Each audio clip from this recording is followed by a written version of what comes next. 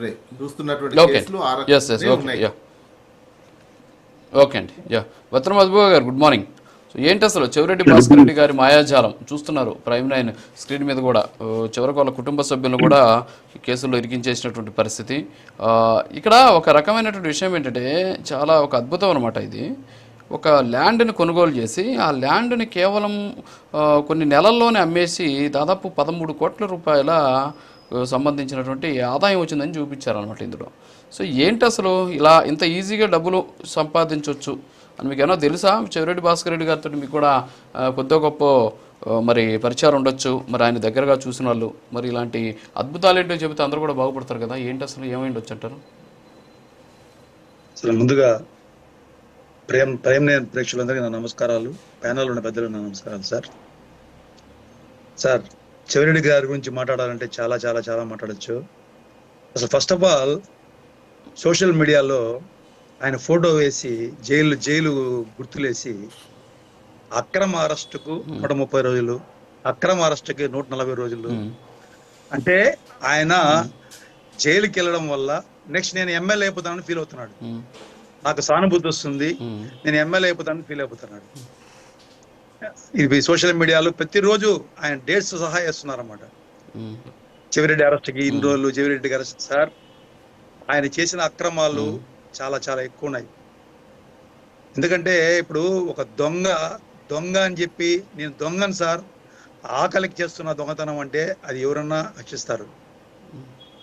కానీ ఒక గుడి కట్టి, ఒక దేవుడి గుడి కట్టి, ఒక భక్తుడు అని చెప్పి బ్రహ్మోత్సవాలు అంటే వైకుంఠ ఏకాదశి వస్తే బ్రహ్మోత్సవాలు చేస్తూ అంటే ఒక భక్తుడి రూపంలో ఇంత క్రైమ్ చేయడం అనేది కరెక్ట్ కాదు సార్. అప్పట్లోనే టిటిడి తిరుమల తిరుపతి దేవస్థానం అనే వెబ్సైట్ ఉంటే దాన్ని ఈయన తుమ్మలకుంట దేవస్థానంగా మార్చేసి ఇంటర్నేషనల్ లెవెల్లో స్టార్టింగ్ ఎమ్మెల్యే కాకముందు నుంచే ఇతను చాలా దోచుకున్నాడు సార్. అప్పట్లోనే మొత్తం ఎన్ఆర్ఐలను పట్టుకొని ఆ ట్రస్ట్ దాని పేరు చెప్పుకొని అంటే ఒక్కొక్కటి తీస్తుంటే ఎన్ని అక్రమాలు మీరే చూడండి సార్. ఇది 60 కోట్లు 63 కోట్లు చాలా చిన్నది సార్. ఇది 63 కోట్లు అనేది జస్ట్ ఒక చిన్న ఆధారం అంతే. ఇంకా చాలా ఉన్నాయి అతని పేరుతో. తుడా నిధుల్ని దాదాపు ఒక 450 కోట్ల దాకా వృధా చేసినట్టు మనకు ఆల్రెడీ కథనాలు వస్తున్నాయి సార్. తుడా వెహికల్స్ లోనే లిక్కర్ సంబంధించిన మొత్తం డబ్బు హైదరాబాద్ టు అమరావతి మొత్తం తుడా వాహనాల్లో వచ్చినట్టు సాక్ష్యాలతో సహా ఉన్నాయి. ఎక్కడ చూసినా వాళ్ళు దాచుకోవడం. ఎక్కడ అతని అవినీతి లేదు చెప్పండి సార్. ఒక లిక్కర్ కేసు, తుడాలో మన భూ కబ్జాలు, ఒక చెరువు అవిలాల చెరువు అనేది ఎంత పెద్ద చెరువు అంటే అవిలాల కాదు సార్, తుమ్మలగుంట చెరువు అనేది చాలా పెద్ద చెరువు. అంటే ఈ చెరువుల వల్ల వర్షాకాలంలో మన ఊరి మీదకి వాటర్ రాదు. అటువంటి చెరువులు ఆక్యుపై చేసేసి మొత్తం గ్రౌండ్కి ఏం సార్, గ్రౌండ్ అని చెప్పి 45 కోట్లు వెచ్చించాడు గ్రౌండ్ చేసి. ఈ రోజు అది ఎందుకు మిగలకుండా ఉన్నది ఆడ. అంటే ఇట్లా ప్రతి అధికార దుర్వినియోగం అంటే వాళ్ళ దగ్గర నేర్చుకోవాలి. వాళ్ళు చేసింది ఏమంటే 2014 నుంచి 2019 వరకు వాళ్ళు చేసిన పని ఏమంటే డబ్బులు ఎలా సంపాదించుకోవాలో ప్లానింగ్ చేసుకున్నారు సార్. వీళ్ళ వెనకాల మేధావులు ఉన్నారు. ప్రతి పనికి ఒక మేధావు ఉంటాడు.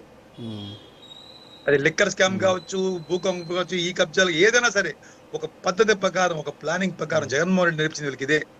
జగన్మోహన్ రెడ్డి అండ్ టీం వీళ్ళకి నేర్పించింది ఏంటంటే ఎలా దోచుకోవాలి, దాన్ని ఎలా బయటపడాలి. సార్ అన్నాడు వాళ్ళకి శిక్షలు పడవు. ఎట్లా పడతాయి సార్? మన మేధావులంతా దీనికోసం హెల్ప్ చేస్తుంటే వీళ్ళ వెనకాల ఒక స్కెచ్ గీసి మరీ చేస్తుంటే టైం పడుతుంది. వెంటనే మన లాలో అది లేదు కదా, వెంటనే శిక్షలు వేసే పరిస్థితి లేదు కదా. అందుకే వీళ్ళు ఆడుతున్నారు అట్లంతా రాజకీయ నాయకులు. అందుకే వీళ్ళు ఇష్టంగా వీళ్ళు ఆడుతున్నారు. మన సిస్టంలో లేదు కదా, టైం పడుతుంది ప్రతిదానికి. అసలు ముందు వాళ్ళు చేసిన స్కామ్లు కనుక్కోవడానికి ఇన్నేళ్ళు పడుతుంది. దాన్ని ఇంక సిట్ అధికారులు వచ్చి ఇంతమంది చెప్తున్నా కూడా వాళ్ళు మా మీద దొంగ కేసులు పెడుతున్నారు, మా మీద దొంగ కేసులు ఇట్లే మాట్లాడుతున్నారు. ఇంకా కూడా వాళ్ళంత ధైర్యంగా మాట్లాడుతుంటే వైసీపీ వాళ్ళు వచ్చి రోడ్డు మీద మా మీద దొంగ కేసులు పెడితే ప్రతి ఒక్కరు కరుణాకర్ రెడ్డి ఎత్తుకోండి, చెవిరెడ్డి ఎత్తుకోండి, పెద్దిరెడ్డి ఎత్తుకోండి, కుమార్ రెడ్డి ఎత్తుకోండి, ఎవరైనా అవినాష్ రెడ్డి ఎవరైనా ఎత్తుకోండి, ప్రతి ఒక్కరికి నేర చరిత్రే. ప్రతి ఒక్కరికి ఏదో ఒక దొంగతన చరిత్రలు ఉన్నాయి. వీళ్ళని అడిగేవాళ్ళు ఎవరు, క్వశ్చన్ చేసేవాళ్ళు ఎవరు? ఈరోజు కూటమి ప్రభుత్వం నిజంగా సార్ చాలా మంచి పని చేస్తాం సార్. ఊరికే ఏదో కేసులు పెట్టేసి శిక్షలు అనేసి వాళ్ళ మళ్ళా ఆస్తులతో బయటపడుతూ డబ్బులు వేల కోట్లు సంపాదించేసి ఆ డబ్బు ఖర్చు పెట్టి మళ్ళీ బయట రావడం పరిస్థితి కాకుండా వాళ్ళ ఆస్తులు జప్తు చేయడం అనేది చాలా మంచి శుభ పరిణామం ఇది, చాలా మంచి పరిణామం ఇది. ఎందుకంటే అక్రమ ఆస్తిని ఖచ్చితంగా దాన్ని జప్తు చేయాలా. ఆ సిస్టమ్ వస్తే ప్రతి రాజకీయ నాయకుడికి భయం వస్తుంది, అప్పుడు నీతి నిజాయితీగా పనిచేస్తారు. ఇది చాలా మంచి పరిణామం నిజంగా. దీనికి కూటమి ప్రభుత్వానికి నేను నిజంగా ధన్యవాదాలు చెప్తున్నాను. ఎందుకంటే మొన్న పరకామణి కేసులో ఒక క్లర్క్ వాడు శ్రీనివాస్ అనేవాడు దాదాపు 300 కోట్లు దాకా సంపాదించిన అంటే వాడు ఆస్తులు జప్తు చేయాలి లేదా? చేయాలా, కంపల్సరీ చేయాలా. ఇదే కాదు సార్, ప్రతి రాజకీయ నాయకుడు వెనకాల ఆల్రెడీ వాడిచ్చే ఎలక్షన్ లో ఇచ్చేది ఒకటి, మళ్ళీ తర్వాత చూస్తే ఎంత ఉండే వాళ్ళ ఆస్తులు మొత్తం వాళ్ళ చుట్టూ ఉండే వాళ్ళ బినామీలు మొత్తం అందరూ బయట పెట్టి తగిన శిక్ష జప్తు చేస్తే ప్రజలు భాస్కర్ రెడ్డి ఇప్పుడు ఇప్పుడు ఇవన్నీ ఓకే. చెవిరెడ్డి భాస్కర్ రెడ్డి ఈ ఆస్తులు ఏంటి, ఈ గందరగోళాలు ఏంటి, ఇంత తెలివితేటలు ఏంటి? నిజంగా ఆయన చూడంగానే భక్తుడు లాగా అసలు నిజాలు నిజాయితీకి మారుపేరులా కనిపిస్తుంటారు జనరల్గా. మరి ఆయన ఇలాంటి అన్ని చేస్తాడంటే నమ్మలేని పరిస్థితి. ఒక గుడి కనిపెట్టగానే కారు దిగి పొలుగా నిలబెట్టాడు అక్కడ. అంటే దైవం అంటే నాకు ఇంత భక్తి ఉందని చూపించుకోవడానికి సార్ అతను చేసే పనులకి అతని వేషధారణకి ఏమైనా సంబంధం ఉందా? ఒక గుడిలో దేవుడికి సేవ చేసేవాడు 90% ఎలా ఉంటాడంటే ప్రజలకు మంచి అనిపిస్తాడు. కానీ వీళ్ళు ఆ పేరు చెప్పుకొని అసలు తలుచుకుంటేనే వీళ్ళు నిజంగా వీళ్ళు హిందువులు అని చెప్పుకోవడం కూడా నాకు నిజంగా చాలా బాధగా ఉంది, చాలా బాధగా ఉంది నిజంగా. వీళ్ళు హిందువులు చెప్పుకోవడం చాలా బాధగా ఉంది. ఓకే సార్, చేసే జగన్మోహన్ రెడ్డి గారు కూడా ఒకసారి ఆలోచించండి. జగన్మోహన్ రెడ్డి గారు కూడా ఆ రోజుల్లోనే దొంగ కంపెనీలు పెట్టి ఎంత డబ్బు గోల్మాల్ చేశారు సార్. అదే ప్రాసెస్ వీళ్ళు వస్తున్నారు ఈ రోజుకి. ఈడీలు అన్ని కేసులు ఉన్నారు సార్, వాళ్ళని అదే ప్రాసెస్ వీళ్ళందరూ చేస్తున్నారు సార్. ఓకే ఓకే అండి. బొట్ల రామారావు గారు, వైఎస్ఆర్ కాంగ్రెస్ పార్టీ అధికార ప్రతినిధి, వారు జూమ్లో ఉన్నారు. Good morning sir. ఏంటి అసలు చెవిరెడ్డి భాస్కర్ రెడ్డి ఆస్తులకు సంబంధించి జప్తు చేయడం అనేది కక్షపూరితమా, లేకపోతే ఇది ఒక రకంగా ప్రభుత్వం తీసుకున్నటువంటి ఒక మంచి చర్య? ఏమంటారు, మీరేమంటారు? ఇప్పుడు ఒక అంశం అండి, ఇక్కడ కేసుకి ఈ యొక్క ఆస్తుల జప్తుకి సంబంధం లేనటువంటి అంశం మనకు కనిపిస్తుంది. ఎలా అంటే ఆయన మీద పెట్టినటువంటి కేసు మద్యానికి సంబంధించినటువంటి కేసు అని చెప్పి నమోదు చేశారు.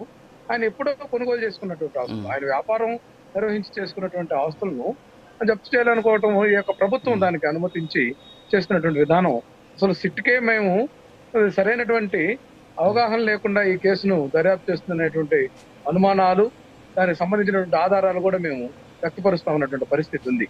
ఎందుకంటే కేవలం ఏదైతే తాము ముద్దాయిలుగా అనుకున్నటువంటి వాళ్ళ యొక్క రిమాండ్ రిపోర్ట్ లో వాళ్ళు చెప్పారనేటువంటి ఆరోపణలు లేకపోతే ఆ అంశాల ఆధారంగా ఈ యొక్క కేసు దర్యాప్తు సాగుతా ఉంది.